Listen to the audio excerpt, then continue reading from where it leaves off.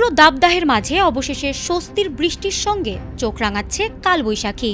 রোববার দুপুরের মধ্যে দেশের ৬টি অঞ্চলের ওপর দিয়ে তীব্র ঝড়ো হাওয়া ও বজ্রসহ বৃষ্টির পূর্বাভাস দিয়েছে আবহাওয়া অধিদপ্তর। রবিবার দুপুর পর্যন্ত দেশের অভ্যন্তরীণ নদীবন্দর সমূহের জন্য দেওয়া এক বিশেষ পূর্বাভাসে এই তথ্য জানানো হয়েছে।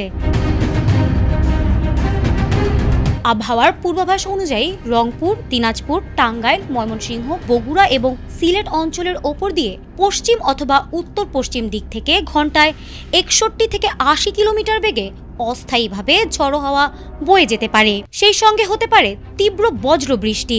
উদ্ভূত পরিস্থিতিতে এসব এলাকার নদীবন্দরগুলোকে ২ নম্বর নৌ হুঁশিয়ারির সংকেতও দেখাতে বলা হয়েছে।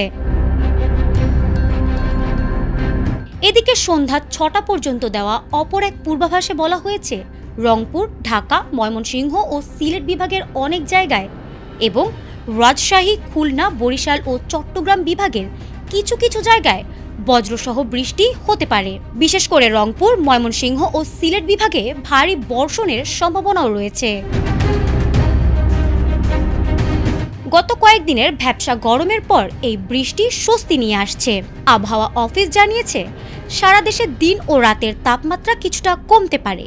এর ফলে ঢাকা, রাজশাহী, খুলনা ও বরিশাল সহ বিভিন্ন জেলার ওপর দিয়ে বয়ে যাওয়া মৃদু তাপপ্রবাহ কিছু কিছু এলাকা থেকে প্রশমিত হতে পারে।